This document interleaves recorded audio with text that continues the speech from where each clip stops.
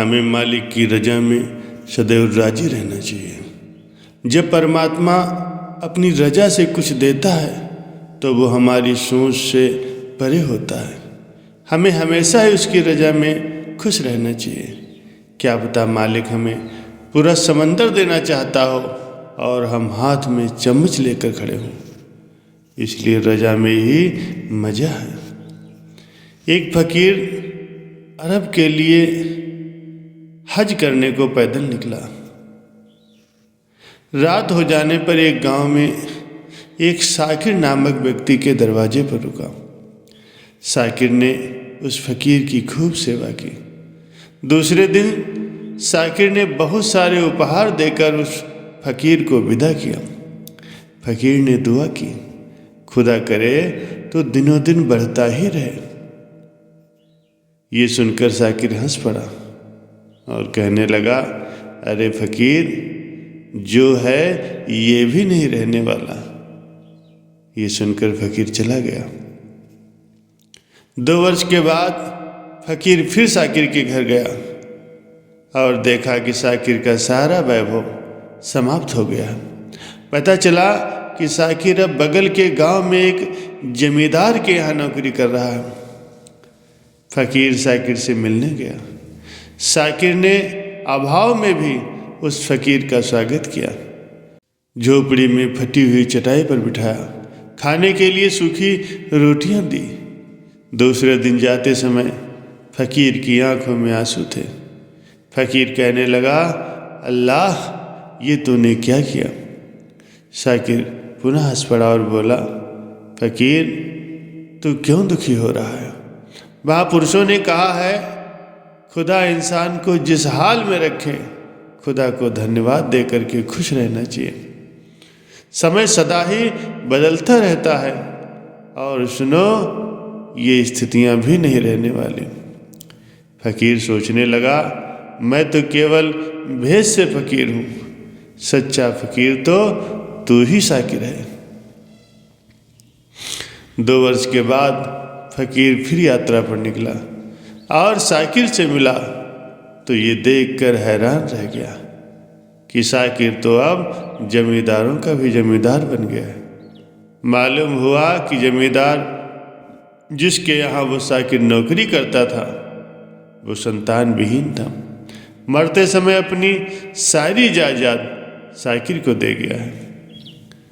फकीर ने साकिर से कहा, अच्छा हुआ जो वो जमाना गुजर गया, अल्लाह करे अब तू ऐसा ही बना रहे।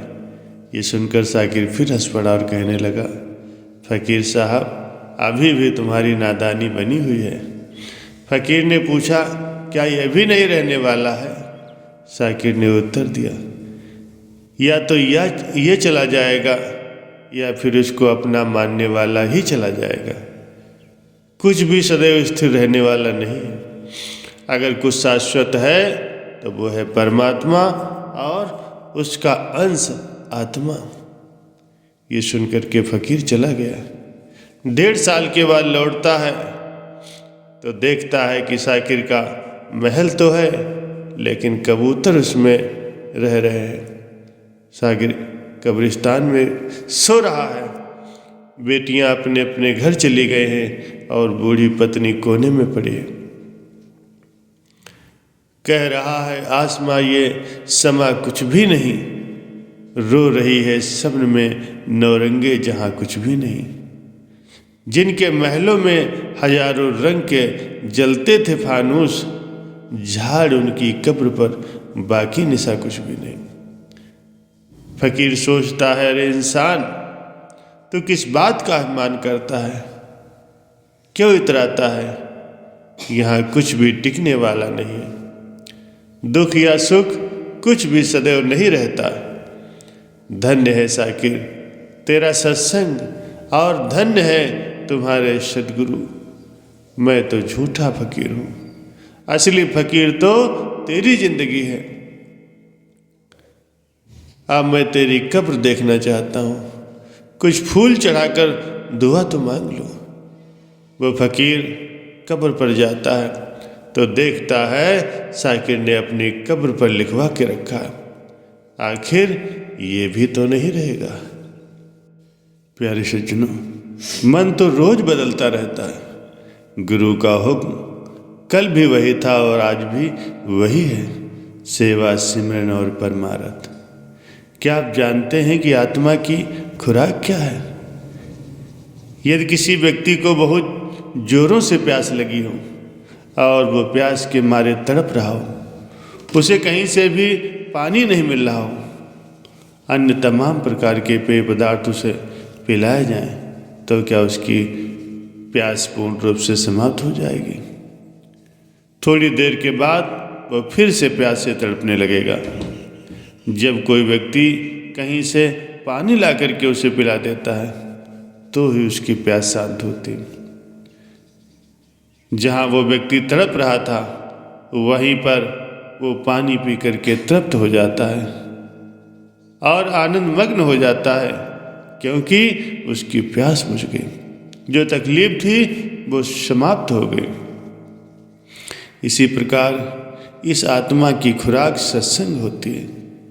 जब इसे संतों महापुरुषों का संग नहीं मिलता, उनके वचन श्रवण नहीं होते, तो ये संसार की वस्तुओं में सुकून ढूंढने लगती है, संसार के कर्म कांडों में सुकून ढूंढती है, संसार के पदार्थों में सुकून ढूंढती है।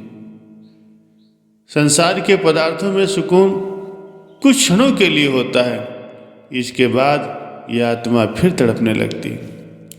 लेकिन वर्षों से तड़पती इस आत्मा की खुराक सत्संग होता है।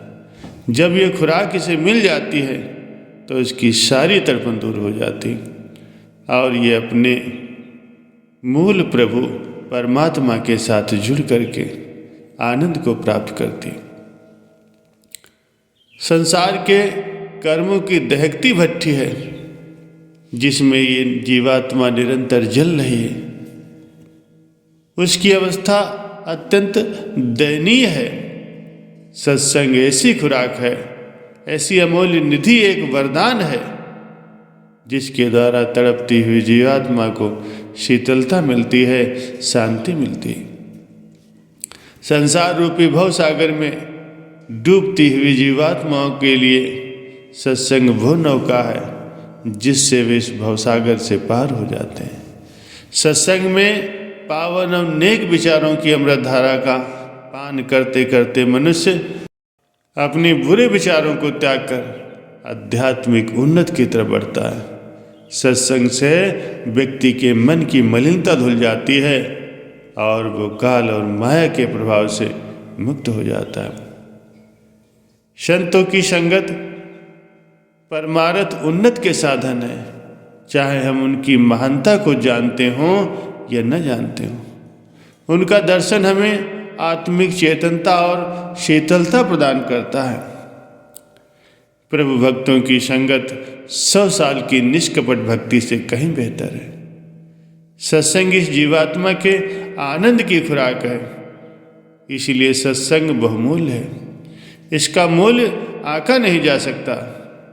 धर्मशास्त्र भी यही कहते हैं, 100 कार्य छोड़कर भोजन कर लेना चाहिए, 1000 कार्य छोड़कर स्नान कर लेना चाहिए और 1,00,000 कार्य छोड़कर दान कर लेना चाहिए। करोड़ों कार्य छोड़कर भगवान का भजन कर लेना चाहिए, यानी संतों महापुरुषों का सत्संग कर लेना चाहिए। इस बात से अनुमान लगाया जा सकता है कि सत्संग का मानव जीवन में कितना महत्व है। यही आत्मा की असली खुराक है। इसलिए जब भी मौका मिले तो करोड़ों कार्य छोड़कर भी सत्संग अवश्य सुनना चाहिए, महापुरुषों का सानिध्य प्राप्त करना चाहिए, अपने जीवन का कल्याण करना चाहिए। एक घड़ी आधी घड़ी आधी से पुण्यात, कबीर संगत साधु की काटे कोटि अपराध।